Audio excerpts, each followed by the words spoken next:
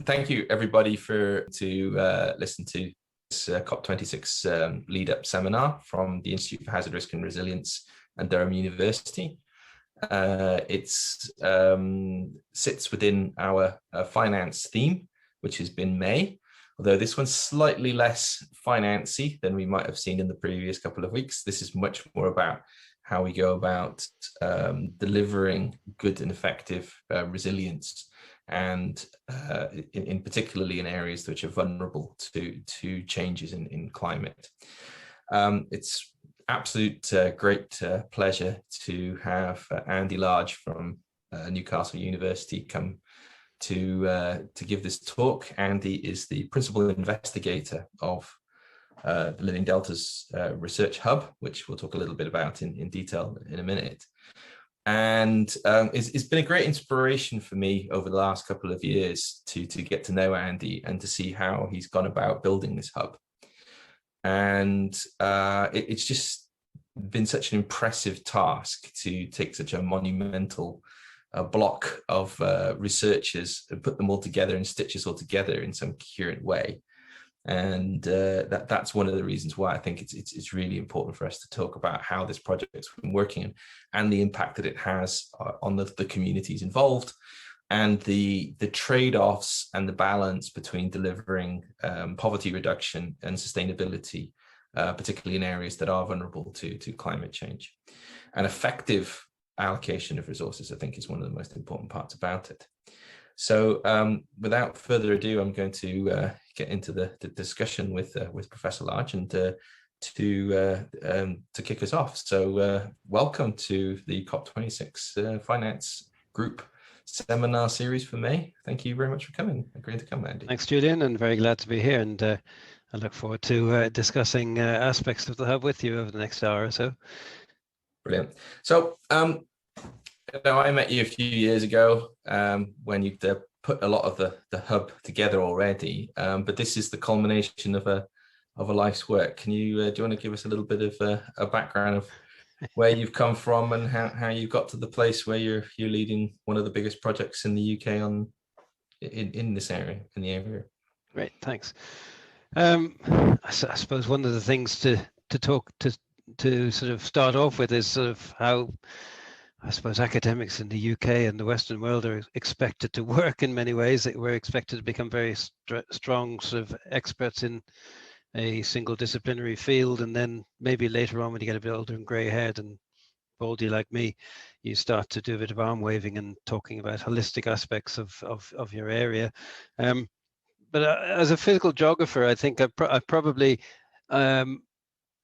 I'm a late bloomer in that sense. I think I probably held my career back a little bit by arm waving too early in many ways. I sort of found real interest in a whole variety of aspects of the natural world. I think my mother brought me up as a naturalist in the wider sense of the world, and I've taken that into my career. And I did my PhD on wetland ecology in Ireland, and then I moved across and blagged my way onto a job on river floodplain work in Loughborough, and I've been working on rivers ever since, in many ways trying to avoid calling myself an expert in any direct area, because I've worked 20 or 30 years in geomorphology with dyed-in-the-wool geomorphologists bringing my aspect to it. Now I'm working on deltas with renowned international experts in a wide range of areas, as you say. But the interesting thing about this project is the way it came about was through a highly interdisciplinary initiative aiming at transdisciplinarity, where we're trying to actually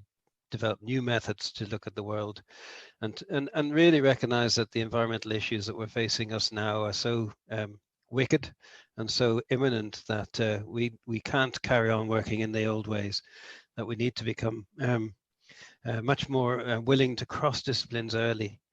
And so this whole project has its genesis back in 2012 in many ways, when I was first invited to meet a professor of British history working in Indianapolis by one of our professors of British history working at that time in Newcastle, to talk about a project which was going to compare the River Tyne and the Ohio River in terms of its trajectory, or their trajectories through the Anthropocene, however we define that and the start point of that, but to look at industrial rivers and to look at commonalities and shared threats and try and develop ways forward, bringing in a wide range of approaches.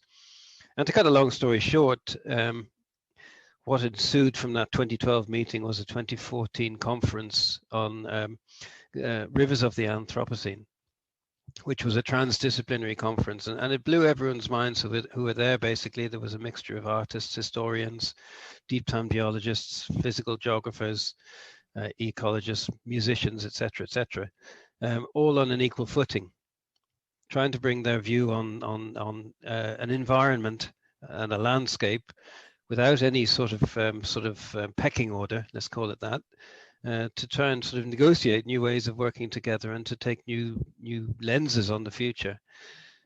We then, in the period following 2014 to the start of Living Deltas, basically started trying to replicate that and to develop it further in a longer term project. Again, focusing in on the River Tyne or water landscapes wherever we could. Building on a failed project bid in 2015 to the Leave Your Hume Trust, we created a group of about 80 people at Newcastle, and then we took that group on to a call that came out in 2016 to early 2017 for GCRF hubs, ambitious up to £20 million proposals to address at the time what they called intractable environmental issues, or now they're calling complex development issues, which is much more acceptable because it means that you have a chance of getting somewhere by definition.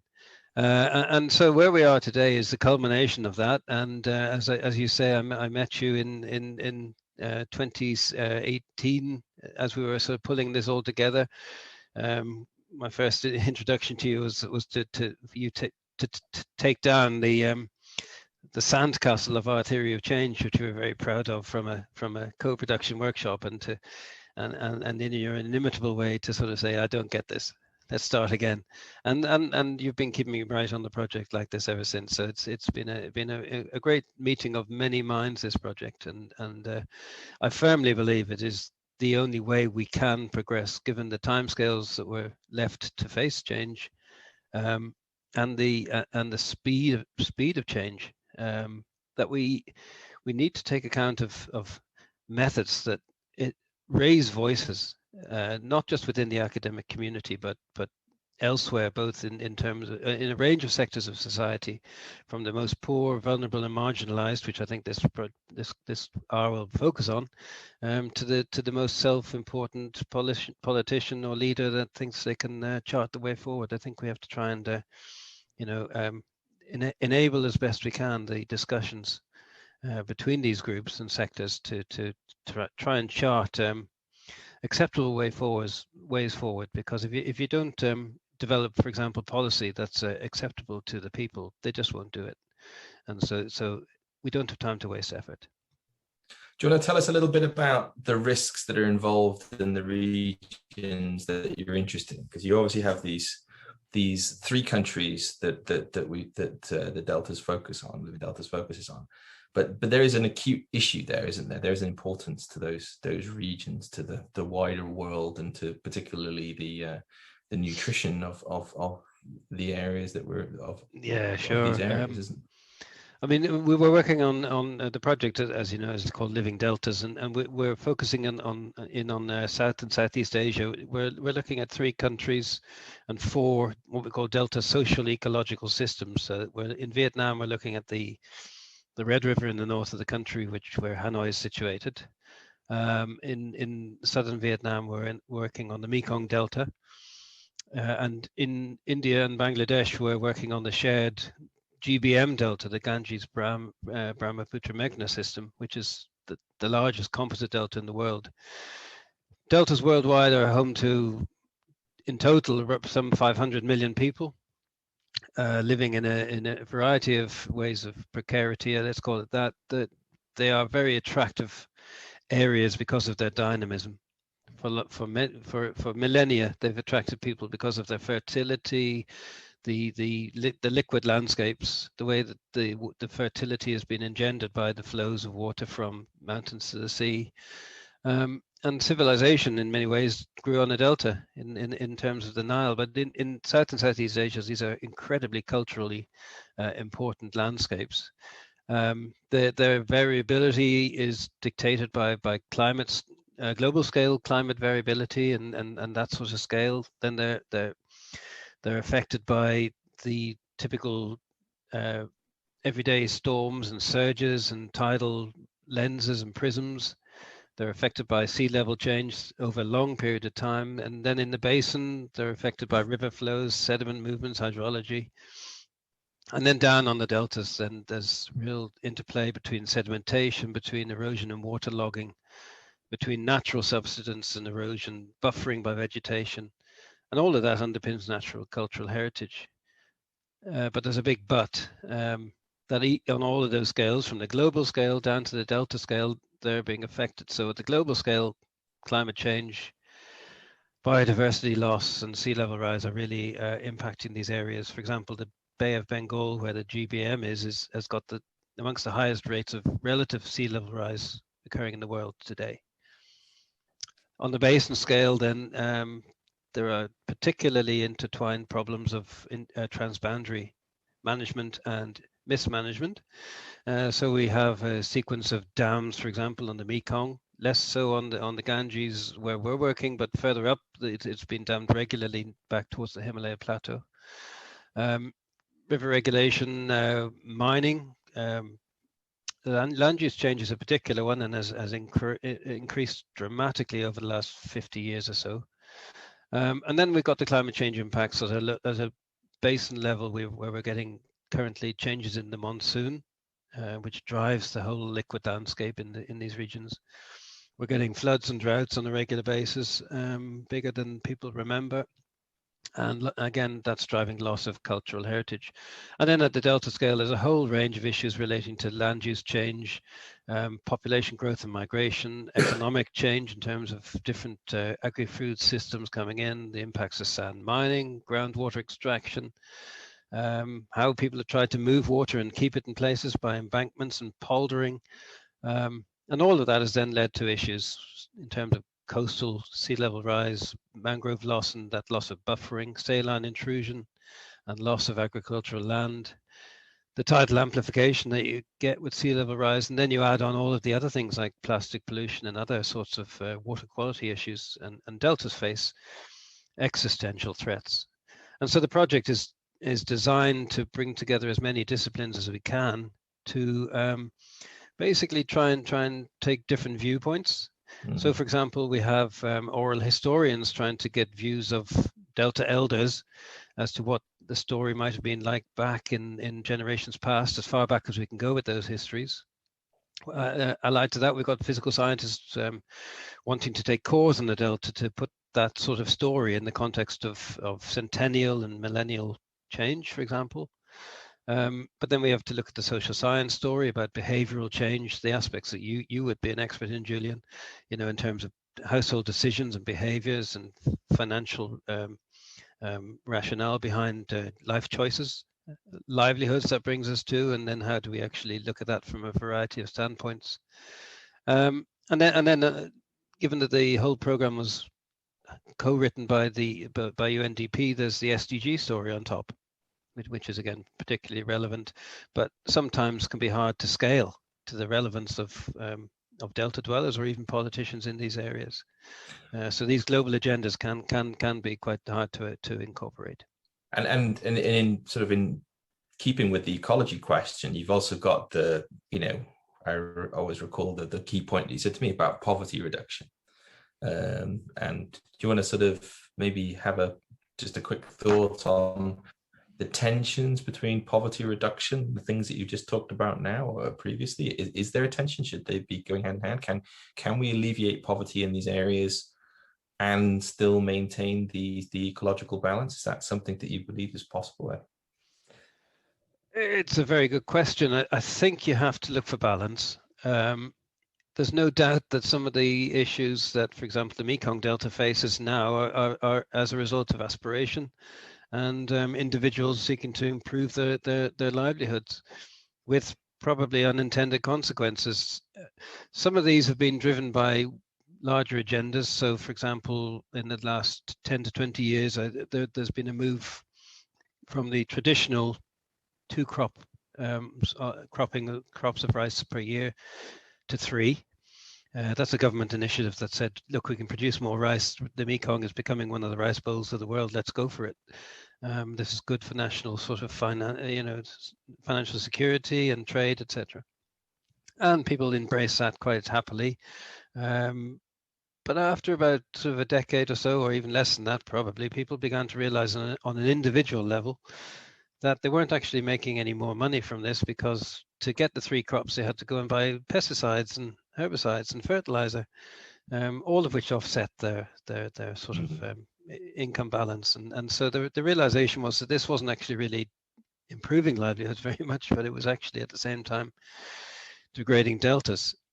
And then humans being humans, they started looking for the next best thing, and they realized that the world was rapidly getting an affinity for shrimp. And so this was the next thing, that shrimp aquaculture kicked in. But that's a little bit more sort of malevolent in many ways, because rather than where you can plant rice on the delta surface, and yes, you can sprinkle man-made fertilizers on it and try and improve your productivity, etc. And as we've seen across the globe, that has an implication over 30 to 40 years, that just soils get destroyed, even though people think they're actually improving soils. When you start sort of cultivating shrimp, you dig into the delta, you create ponds. And so one of the real issues there, for example, is that once you've done that, there's no way back. You can't undo the artificial at a point subsidence that you've increased by meters overnight. Essentially, you can't put that back. You can't recreate the soil structure. So this has gone on apace over the last probably 10 years or so, largely unnoticed by the outside world.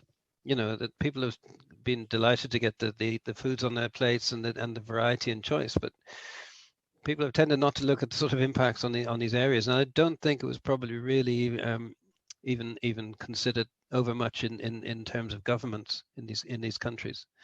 So in Vietnam, for example, this is a significant problem.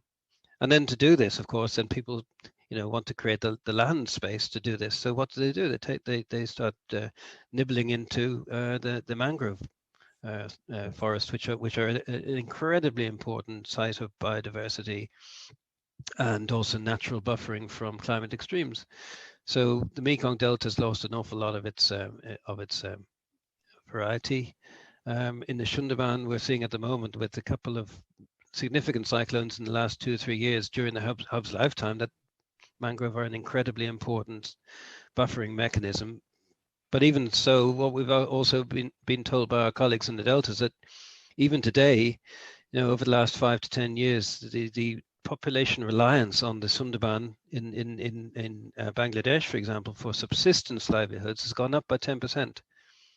At a time when we're in the 21st century and think things are, in terms of development and global GDP growth and all of these things getting better, people are actually going back into the forest to use natural landscapes, and these are then under threat. So where they're not being affected by being removed for agriculture, they're being affected by saline intrusion as the deltas as a whole are sinking. So the land use implication on a basin scale are really having an impact locally in terms of livelihoods. And then if you get saline intrusion into your local village and farming land, then that land is often lost to agriculture, or the productivity drops dramatically with a very localized impact on livelihoods. And so we're faced with a situation where the delta populations are incredibly marginalized because of where they are geographically at the end of the world in the sense of the river, but at the same time their livelihoods are really sort of on a very precarious basis and can be knocked out of kilter very, very quickly. And that's an interesting point, because you're saying here is that we have this sort of unvirtuous circle. I don't want to call it spiral of decline, because that suggest that we can't do something about it. But where we change there's a change in land use, and the change in the land use then increases the vulnerability to the very things that we're seeing trending because of climate change. And it's, where do we stand? How is it that a project like Living Deltas can actually, have impact to in that area? Is it possible? Is that something that's feasible to do? What sort of outcomes are we able to affect when we can try and change these circumstances around? I think there's a variety of things we can do, and they occur not just because of what we do, but also what we are in many ways. There's an essential sort of benefit to having a very large organization like a GCRF hub working in your region, in the sense that you're bringing on board the capacity of a large team of academics to sort of begin to look at issues. What we find in Living Deltas is that we're essentially the glue to putting together a lot of already good work that's going on in region. Extremely good work, and a very high expertise level. So in creating our network, we were very lucky to be able to bring on board a variety of research colleagues who have been involved in previous Delta consortia. So we're benefiting from that. And through that also we get quite quick links to higher up levels of government that we might have otherwise.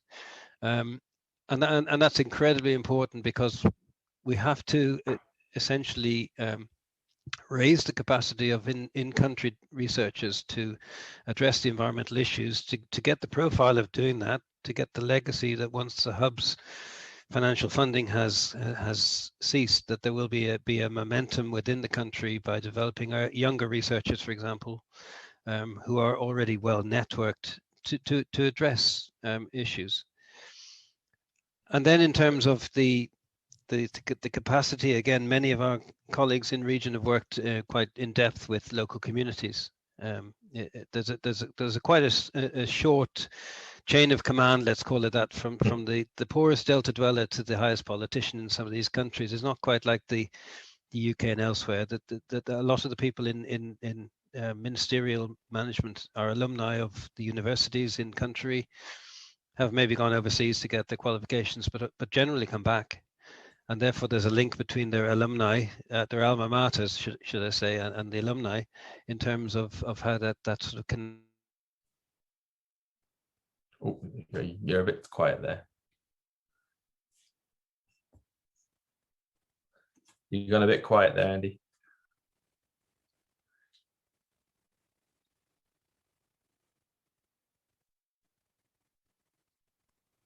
Is that working now? Yes, perfect. Actually, very clear. I can take this thing off now. Yeah, what I was going to ask you was that it's a special project, isn't it? Because if you look at the balance of where the research is undertaken and who researches it now, unfortunately, we are not a representative sample of the people who work on the project. This is one of the pities of it. It is very special in that way. It is very different from almost all of the other hubs, even in that, the majority of the hub is not sitting in the UK, is it? It's actually in with the deltas, and as you say, we act as a glue. What would you say would be the key, in terms of the interlinkages between the UK and the regions in Vietnam, Bangladesh, India? Where would you sort of think the key strengths are within the hub that sort of deliver on that area? We've always emphasized two words in the hub: equitable partnerships, and that's been incredibly important to us.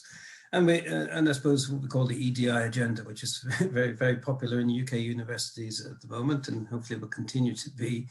But it's come of prominence in the last few years: in equality, diversity, and inclusion. So what we're very keen to seek at all times is balance between the numbers of people and the genders of people where we can, and the early career researchers versus established academics, to work on issues.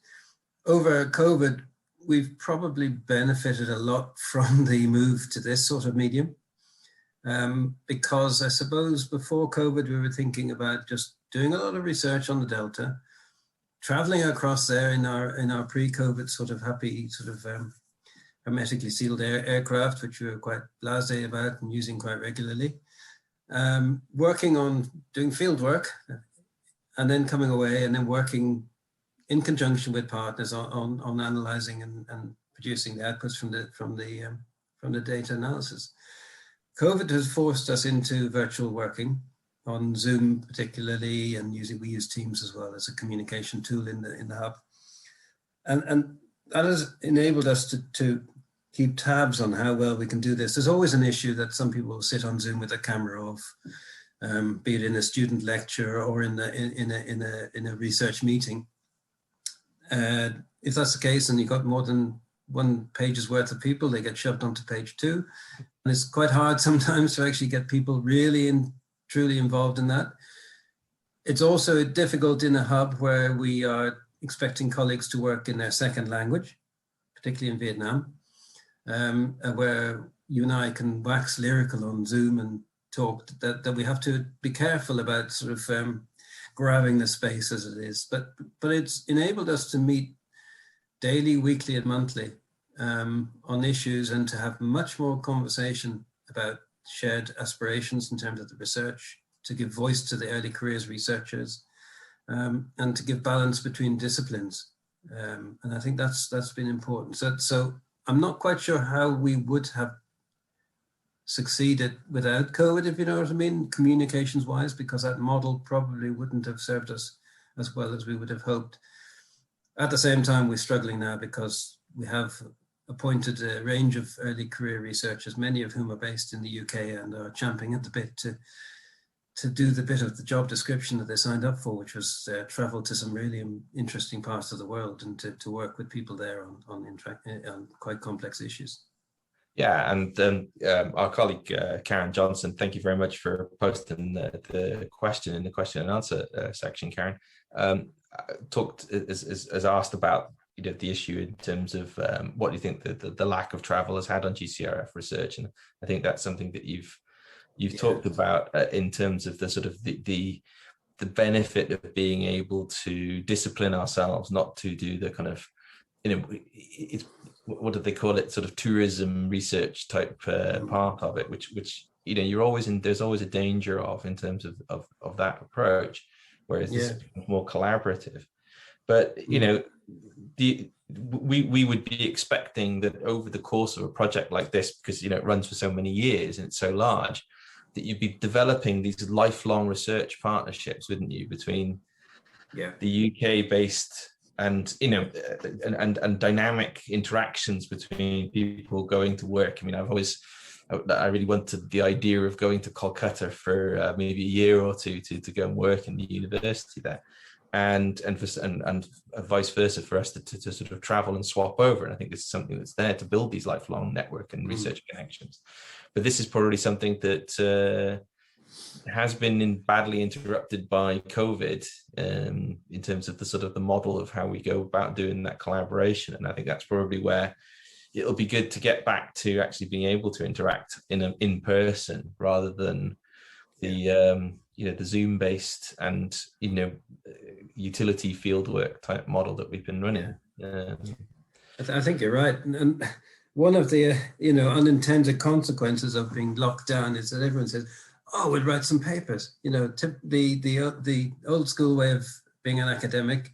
Let's get some data. Let's do some secondary reviews. Let's look at positionality and talk about this. And one issue is that, well, that's all very well, but it's only reaching one target audience. So one of the things we've struggled with over the 15 months now of COVID is stakeholder engagement, particularly, I suppose, in NGOs and in regional government. And that's something that we'll have to find a way of superseding, because what we are aware of is that time is moving on, that we held an official launches for the hub about a year into it. That was in January 2020, and then a month or so later, the things that we talked about at those launches were suddenly turned on their head. We've recently been engaging now with FCDO in region to sort of say, we're still here, COP26 is coming. We need to work with you on the climate change mitigation strategies you talked about a year and a half ago.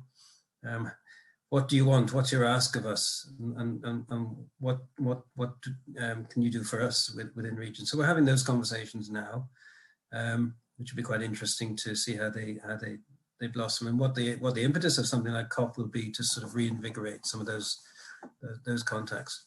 So a further question from Ben. I won't get into the Q&A quick, so we'll just take the conversation as it goes. And I think this actually was something I was just thinking about as you were talking, because Ben sort of asking what examples of specific interventions and policy changes that Delta governments could make. But before I let you off on that, the comment I was going to make was, I recall very vividly from being with you, and there was Andy with the I can't remember, the regional government of West Bengal, wasn't it?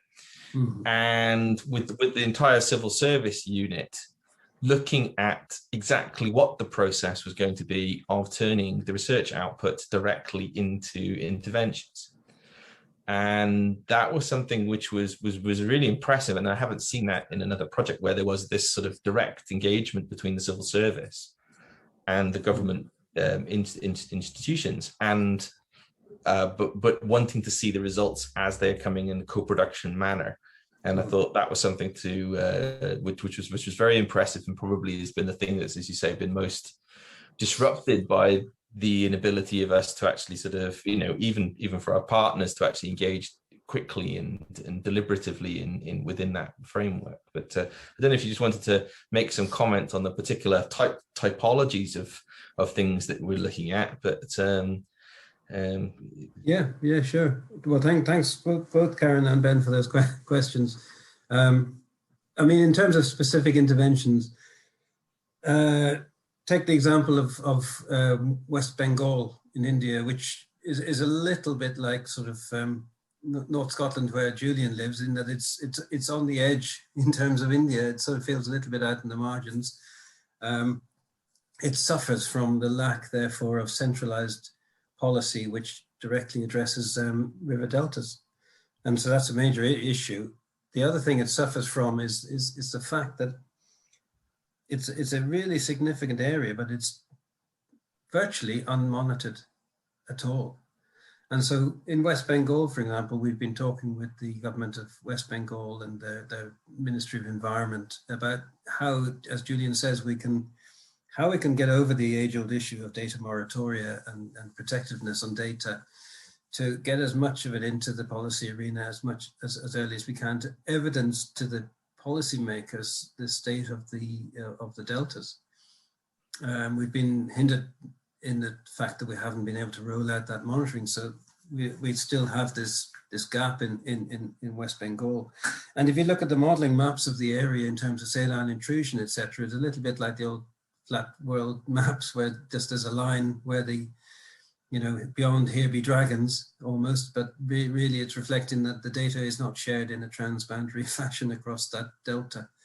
So there are really significant issues that we're trying to overcome in West Bengal as well. We're beginning to work with the High Commissioner in Kolkata and the Deputy High Commissioner in Kolkata and the High Commissioner in Dhaka in Bangladesh, who are both interested in transboundary management of the Sundarban World Heritage Site. There is a 2011 Memorandum of Understanding between India and Bangladesh on this, but it's been sort of left to gather dust on the shelf, and we're very keen that we sort of try and deal with this and try and grasp that nettle as early as we can. Ask them what sort of information they need to actually achieve transboundary management, rather than sort of constructing a picture both sides and like drilling the Channel Tunnel, hoping that both tunnels will meet in the middle. I think we have to look at much more overarching policy. So we're feeding into developing policy briefs, etc., in West Bengal at the moment. In Vietnam, in 2017, they enacted what they call Resolution 120, for the Mekong River Delta, which was a recognition that for the future they needed much more sustainable and diverse approaches to the Delta livelihoods and particularly agriculture and land use. And again, there's a sort of monitoring gap, I suppose, in terms of how that successful that has been. And we're interested in how we can potentially look at resolution 121, maybe, and apply that to the Red River Delta in terms of consistency of approach to Delta management. Then in terms of recent developments, I think, there will be more pressure from our government who's funding the project on trade deals, big or small or minute, whatever they might be. And so, I certainly know that from a recent conversation with the British Embassy in Hanoi, that as soon as we mentioned mangrove restoration allied with sustainable shrimp aquaculture, the ambassador's ears picked up and got very excited about this, saying that this was exactly the sort of trade deal that potentially might have mileage in terms of artisan food and the way that the food market is sort of developing towards that approach. And this was one example of how then UK government might get involved in terms of trying to sort of provide momentum, incentive, or oil wheels towards that sort of policy. And you could go on for each of the deltas. There's a whole range of different approaches. One of the key aspects many of us in the hub are interested in is migration. The whole original sort of scenario that the hub was painting that was that as we move into the Anthropocene, we're moving from our nice balanced in a geographical sense and geophysical process-based view of deltas as Holocene systems formed by the sediment coming off the mountains to the sea, to a point where they're definitely very human modified, that we are moving towards Anthropocene deltas where humans are the dominant control, maybe not to the same level as the Rhine or or the Scheldt at the moment, but we're going that way. And where we don't want to go is the next stage in the trajectory towards a collapsed delta where people have to move in an uncontrolled fashion off that delta. But migration is occurring. I think 4 million have moved off the GBM in the last sort of 10 to 20 years, according to census data.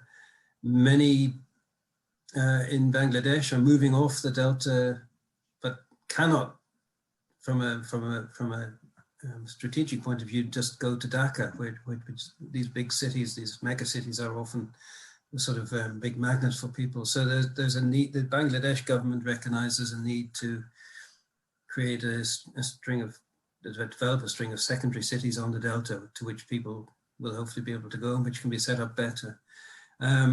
So that's another way where we can feed into that sort of transition. And then I suppose finally, another example is what are known as nature-based solutions. Taking what nature does and does for us in terms of ecosystem services, and trying to work with the move and transition to more circular and green economies to begin to recognize what natural features might do in terms of protecting against saline intrusion, floods or inundation, even human waste disposal in that sense. The East Kolkata wetlands have been for probably 150 to 200 years a natural drainage for the waste from Kolkata, but now up to half of it is designated for new development land, just at the point where people are pointing out how valuable these natural systems are for helping maintain our own life support systems. So there's a whole range of different aspects that the hub are looking at, which I think gives it strength and reach. So I wonder, Ben, Karen, would either of you like to ask any follow-ups in person? I can add you to the talk. Just signal through the chat or through the Q&A, and I'll give you a moment. This is the bit we'll edit out and post. Ooh, quiet pause for a second. No, okay. I think they're happy. If you do, just pop a message in, and then we'll. I'll pull it back up, and we can add you into the discussion. So I don't know if there's any particular because I know you have some illustrations in your slide deck. Is there anything that you'd like to particularly key us into on that, or how would you like to proceed now, Andy? Is that a natural point to segue into this? Let me just see which ones to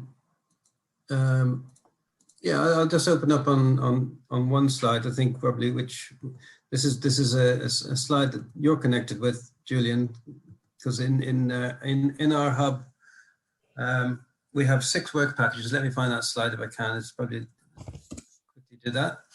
We have six work packages all held together. And again, this is a very important point, that if you're going to run a mega project like this, you need a mega skilled management team. So we're very lucky to have a really good management team. Many who've had experience in large projects and consortia before. But we have 6 work packages, and Julian works in work package 6, which is our hub impact package.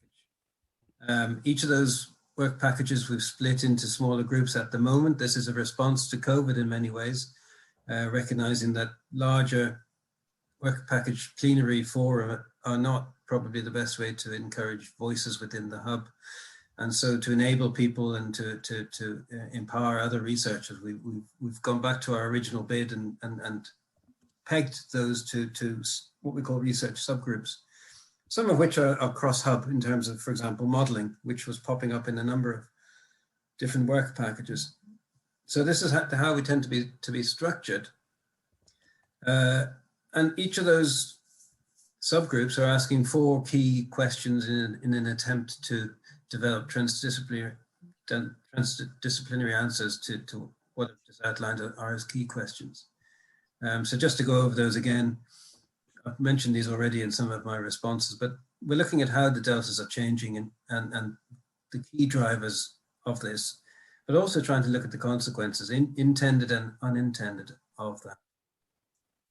We're seeking how to learn from previous experience to build better Anthropocenes, plural, for Delta dwellers, recognizing that there's no one model of the future that will benefit everybody. Different people are at different places on that continuum of poverty to affluence, from influence to none. And so therefore people's hopes and aspirations for the future all reflect their constraints and opportunities. And we have to recognize that. And then built into that, I suppose, is the question of natural cultural heritage. We're working on 4 deltas, and even the 2 that are in one country in Vietnam have a different cultural history, very much so. A different influence of land use, for example, a different. Julian, am I sharing these slides, by the way? Oh no, I was listening to what you said. We can add the slides. I just realized. It's okay. We can. I didn't share my screen for the benefit of the. Do you want me to share my screen now? It's okay. We can keep discussing. We'll carry on. Yeah. So yes, so different people are on different levels of influence, and so therefore they have different aspirations for the future. And therefore the third question is how we then begin to maximize capacity building to ensure that nobody is left behind in effect. That's the SDG motto, but in effect is wider than that SDG agenda for capacity building, that we have to make sure that we try and bring people along with us. But that also has an issue in that if you raise everybody's affluence and their wealth, then you're not necessarily going to protect the environment, because humans typically tend to degrade their environment either in search of more wealth or because they have more. And so therefore we have to think about infrastructure, inequality and resilience. And so what we're doing in the deltas is trying to look at a whole range of different aspects of delta life that can be and looking at gaps as well. So we're looking, for example, at how strategic policy and planning plays out across the delta. We're looking at the natural and built infrastructural context. We're examining social and cultural capital. We're getting in, we're building expertise in both short-term and long-term delta risk and getting information on that. we're building in information on agriculture and food security, how livelihoods are strengthened and adapted. And through our work within the 6 work packages, all of those work packages are working on some aspect of that, and there are plenty of others, for example, in terms of leadership or even financial assets and income. We're looking at all of those aspects, but they all feed through to 4 aspects of Delta Futures. That's the absorptive capacity on the Delta, which might be called coping capacity, the ability of people to cope with change. Then there's the adaptive capacity, which is how people can adapt to the rapidly changing circumstances they find themselves, and begin to use locally built resilience towards planning for the future. And that then feeds in turn into what we call anticipatory capacity, where we're trying to strengthen the information base on the changes that are coming. So we're looking there at short-term and long-term Delta risk. We're looking at planning and preparedness, and also capacity and mobilization there, for example. So, and the aim is to try and finally to get towards transformation, and that requires good governance, which can be hard to achieve based on the geopolitical story around that part of the world. Innovation and approaches, and leadership and empowerment. So we're doing all of that by balancing, playing equal emphasis on the natural and physical sciences, the social sciences, and arts and humanities. Perfect. So we have a whole heap of questions flying in. Okay. But I want to try and bring in a couple of our attendees just to talk and to ask their questions in person, because I think there's a lot of nuance in the questions in terms of what you've discussed just now, and we might want to flash up a few of the slides as we're answering. So let me see if I can bring in Ben, and I'm going to ask him.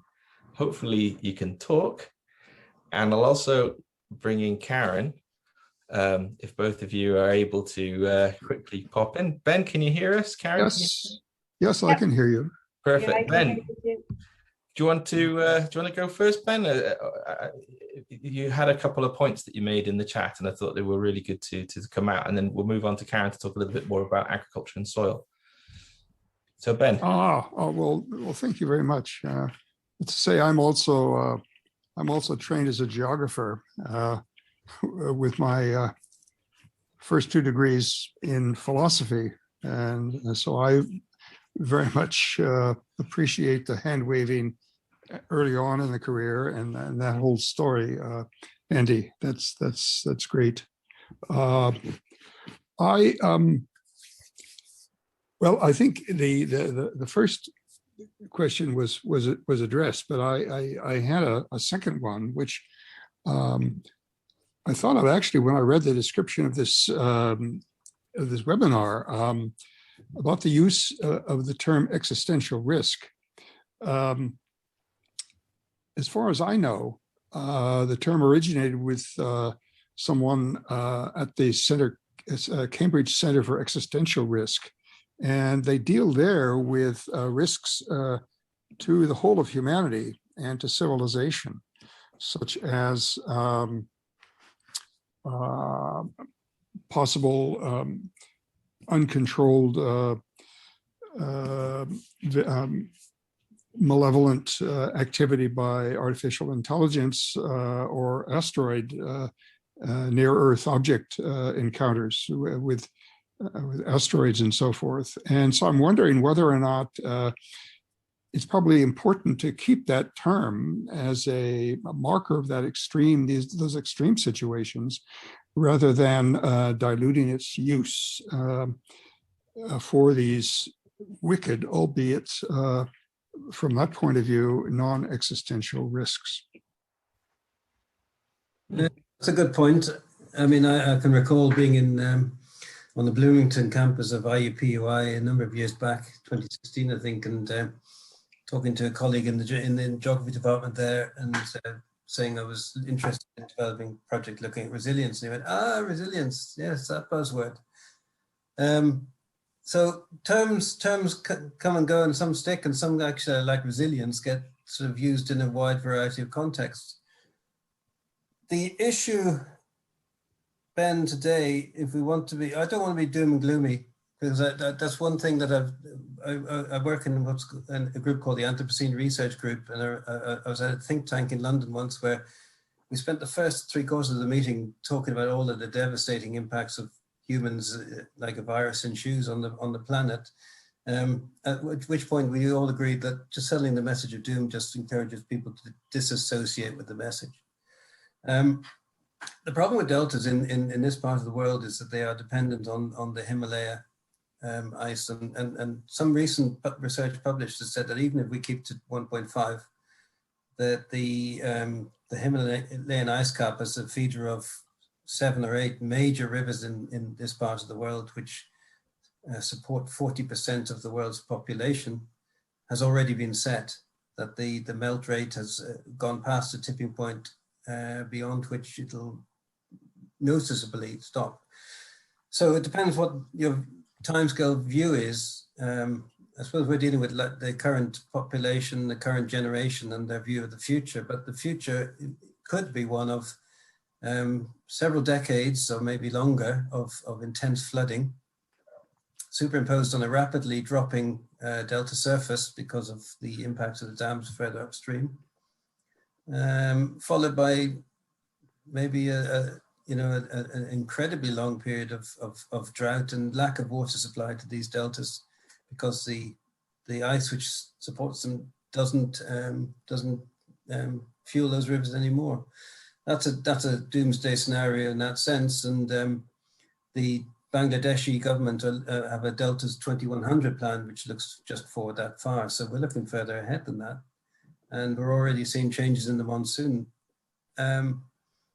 We're also dealing with, for example, a situation where hotly disputed by the government, but the interpretation of the scientists is that the sort of global GPS monitoring of the delta surface is actually specified that it was higher than it actually is, so that the sea level predictions for 2050 to 2100 are potentially going to have a much worse effect on those deltas, and maybe up to 50% of the deltas will be subject to regular saltwater inundation. I don't know whether arguing about the term existential on a global sense dilutes the existential risk that the people on the front line of climate change in these deltas fix. I'm not wedded to the term. We used it in the bid to persuade the funder that this was a really global, complex or intractable issue that should be funded to the tune of the ambition of the project. But deltas have been described as literally in peril across the planet. So, we could go on that one for a while. I don't know if expanding the use dilutes it in that sense, but we could go on. But I suppose I should also point out that Ben is a great friend of IHRR and Durham. He's been up there many times. It's really good to hear your voice. It's been too long since the last spoke. It's a really interesting question, though. Yeah, great, fantastic. Thank you for that. And it's good to make sure that the broader set of nomenclature and arguments are there to make sure that the importance is there. Now, Karen, you're coming from a slightly different angle, because you're interested in particularly in the soil and the agricultural component. Do you want to come in there and? Yeah, thanks, Julian. Thanks, Andy. Fantastic discussion, and really interested to hear more about the project. I'm interested in soil health, and obviously people around the world are looking at how to move agriculture to more sustainable practices.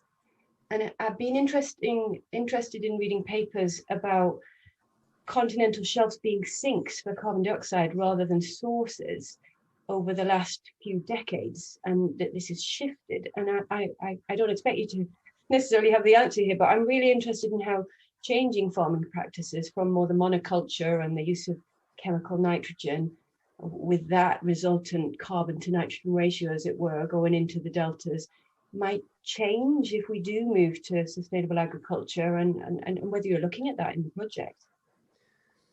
In the project, thanks, Karen, for that. We're in the project where we are looking more at water quality within the distributaries around the deltas, it has to be said.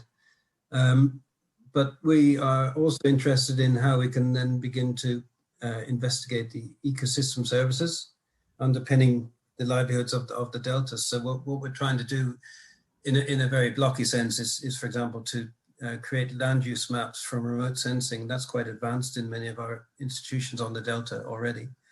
And then to ground truth that by going into communities and working with them. But we have a big dose of what we might call community science in the hub. We're trying to particularly look at pond aquaculture and ponds that feed villages in terms of the multi-use that water has, from bathing to drinking water to growing water-based crops in, and the degradation of those. So we are trying to expand beyond the sort of traditional scientist approach to take on board community monitoring, to broaden the spatial extent of what we're looking at, and also then trying to look at what aspects are important to them. And another interesting one, I suppose, that we're not looking at, but was mentioned at the very start of the project as we were putting it together, was, you know, what happens when you've got a sequence of dams on for example, the Mekong catching sediment to which it is bound phosphate, whereas the nitrogen passes through relatively unscathed. So potentially the N and P ratio in the coastal region might vary dramatically, and that would then have implications for productivity. So there's a wide variety of things that we're sort of interested in from a peripheral point of view, but you know, soil science as a whole isn't a major strength of the hub in that sense. No. Oh, thanks, Andy. So in terms of the water quality, is particulate matter a big issue for communities? Yeah, I would say so. So turbidity in ponds and the impact of climate extremes is interesting. You know, I was ignorant until Cyclone Bulbul hit in November 2019 about how quickly these ponds, on which whole communities depend, can be degraded. That trees fall into these ponds, and within 48 hours in a subtropical environment, the decomposition process has poisoned that water for maybe up to 2 years. So that, you know, the rapidity of change, and also the sort of you know, the unintended sort of outcomes of events is quite a shock to communities, you know, the research community from outside the deltas. And this, I think, goes back to Julian's point earlier, that the value of having this equality of approach between experts on the deltas and experts from outside. And we have to try and get over the sort of natural humbleness of people within the project, because people say, oh, we still wait, you know, until the experts can travel again. And we keep having to say, you are the experts on the delta. We're nowhere in our field work without you guys. You're the gatekeepers to communities. You're the founts of data sources already and connections up to policymakers. So we have to try and overcome that general humbleness. Thanks, Andy. Thanks, Karen.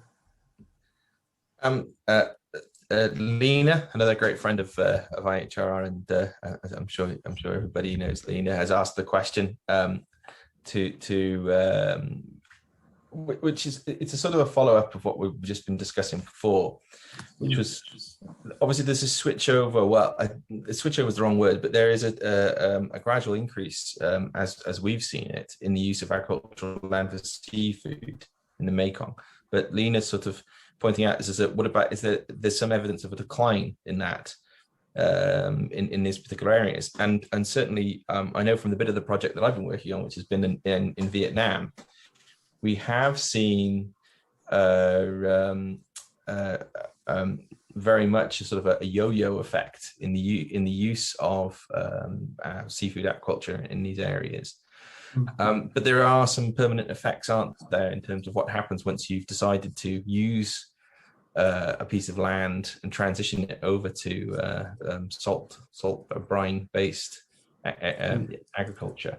Do you want to talk a little bit, if you've got sort of 2 minutes to talk a little bit on that, because as we barrel towards the end, because we also haven't talked about culture as well, which is, I think, something which... Yeah, I think there is a real danger, Lena, that these will be unsustainable in the medium to long term. I think what tends to happen is that people dig these ponds, line them with plastic, and then lob in fish food for the shrimp, with probably a lack of adequate cleaning for the ponds and maintenance. And so there's a bit of learning as you go in terms of how you actually make these things sustainable in the longer term. We see the same problem with salmon fisheries in the UK with lice infections and all of those other issues that don't hit the news headlines. The aspects of some of our colleagues, Huey Lee, for example, in Vietnam National University in Hanoi is particularly interested in sustainable aquaculture, trying to work with these farmers to as I mentioned earlier, build in growing mangrove, which acts as a filter for the ponds itself, going back to more natural systems than these plastic-lined sumps on the delta. And then at the same time, building in sort of mangrove restoration as part of that. It might be a better way of approaching mangrove restoration on the Red River than some of the approaches we've seen in action, where the approach is for the government to build bunds to sort of create sort of lagoons for sediment and then try and plant mangrove in there after letting the clamfishers in there for a few years to fish for clams, and then they move off and then they plant mangrove. But the problem is the mangrove then doesn't take very well. So our colleagues are exploring ways to sort of use the fact that there is this burgeoning shrimp aquaculture sort of activity or industry on the delta to try and blend that in with some sustainability aspects, which is proving successful and of interest to policymakers. But the problem is that these ponds essentially don't have the flushing mechanisms, I don't think, effectively to maintain themselves very well. So I have to begin to come towards the end, but I feel very guilty and deficient for us not to give some time over to one of the other key platforms of the project, which is the natural heritage cultural lens. And this has obviously been it's very important for you to develop. And I know you sort of championed this as being something that was key. With all of the policy makers in the UK government pushing you to go trade finance, and you've managed to persuade them to also engage with this socio-cultural lens because of the importance of it. I don't know if you'd just like to give us a little bit of a background on that and how you see that progressing and why that becomes so important for all of the other things that we've talked about before. Yeah. It's a really good one, and it goes to the heart of what I suppose a living delta is in many ways. We're trying to look at the minute trying to produce a living delta index, which has got sort of similarly to the Greek letter for delta in a triangle, has got three sort of aspects to it. One is ecosystem vitality, the other is ecosystem services, and the other is the sort of more nebulous sort of human bubble within that. Maybe a living delta is one where that even if you can't get optimal aspects of improvement in all of them, if you have some sort of balance in the size of the bubble, that nothing's too much out of balance there, that might be a better approach to living deltas. We're conceptually talking about this and mulling over this now.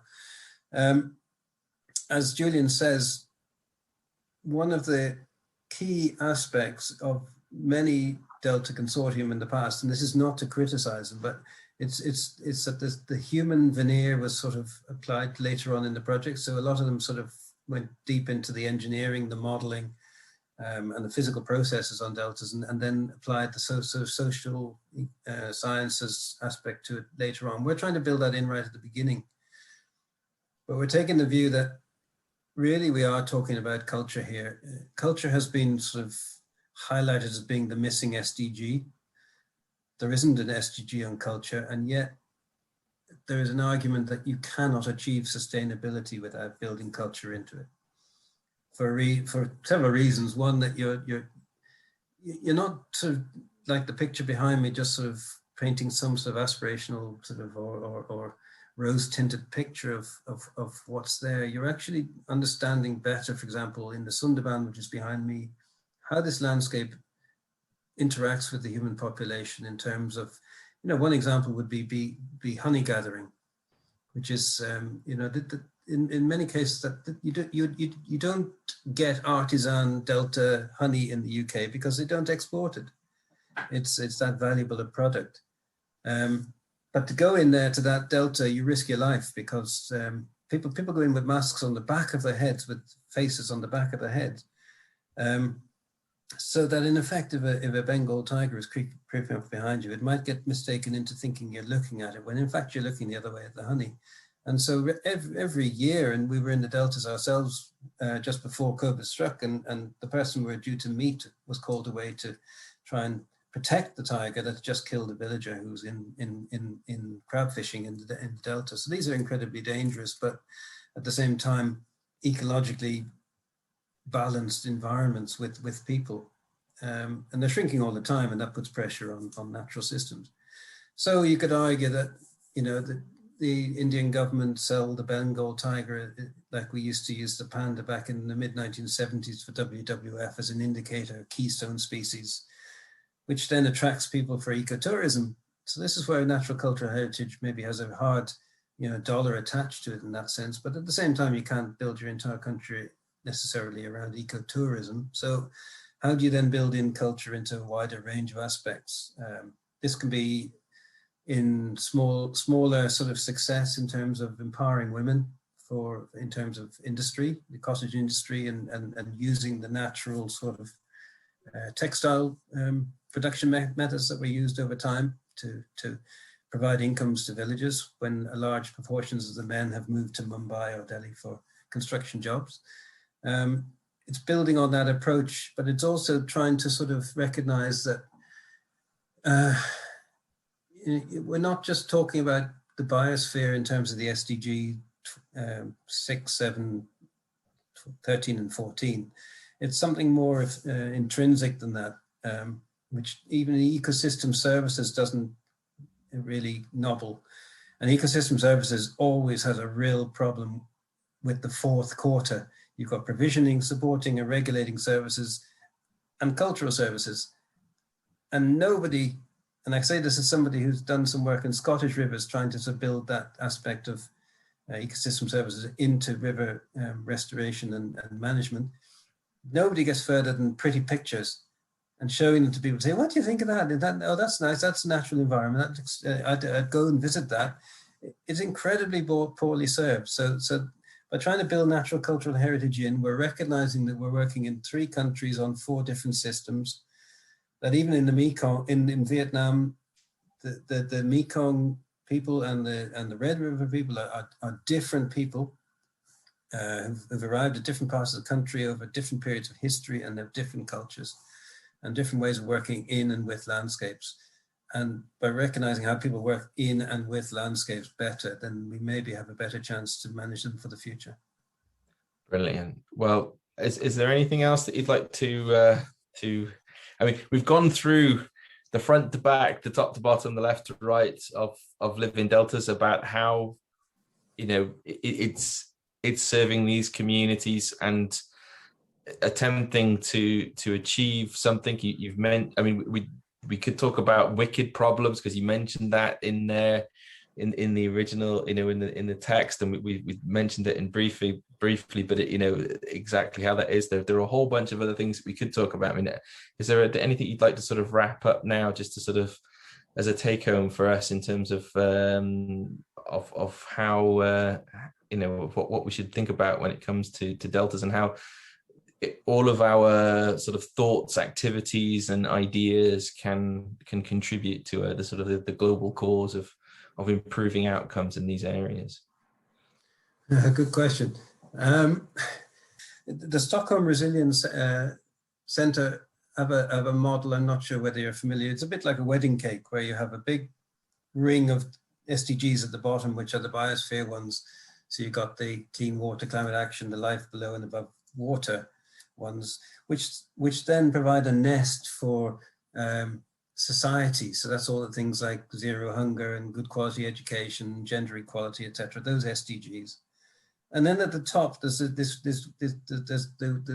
final tier of the wedding cake is the economy. That's responsible consumption and production. It's reduced inequalities. It's decent work and economic opportunities. Those SDGs. And then, like the little figure of the couple on the wedding cake is plunked on top is the number 17, the partnerships. The partnerships are the bit that are hardest to operate, and that's the SDG that probably, along with justice and strong institutions, those two, 16 and 17, are the hardest to get to, I think.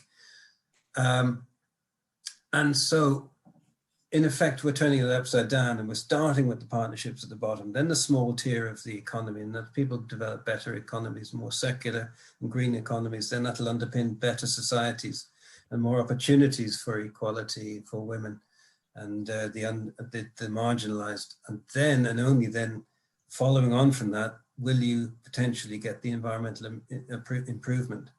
So I think that would be my final message in terms of how we need to progress as a project, is to continually foster these partnerships, because we're addressing such a range of wicked problems that it'll be easy just to sort of either prioritize some and not the others, and maybe get that wrong. I think we need to try and continually look at the cocktail of issues and as we go, and recognize that the trade-offs and the unintended consequences and the benefits of looking at some and the knock-on effects for others will be better served by taking that broader, more holistic approach, which a hub of 120 or 30 people can let us do. Yeah, we always forget about the scale of it, isn't it? 120 people working together on this project, and you know, some of the greatest people I've ever come into contact with as a researcher. Just, you know, I don't even want to mention any of them because I'll forget. But you know, such a wonderful collection, a group working towards a common cause, and you know, working often across very complicated, very different governmental structures. And you know, and we've had all sorts of interesting things with this project, like our first meeting when Trump and Kim Jong-un and we're meeting in Hanoi and things like this. So it's been such a great adventure following you on this one, and it's been one of the privileges of my life as a researcher to engage with this project and to see how you've been bringing it along. And you know, I sort of and mine to help lead such a group, and try to lead from behind, you know, not like a cowardly leader, but just to give people the headspace to get their expertise to the fore at all times. You know, it's the time of my life too, so it's much appreciated. You know, wasted a long years of my life on river geomorphology and flooding in the UK, etc., but I'm certainly having fun with this one. Brilliant. Thanks to Andy for agreeing to come and talk about the project and how it sort of fits in with the wider climate change agenda and be part of our community for this month. So thank you very much, Andy.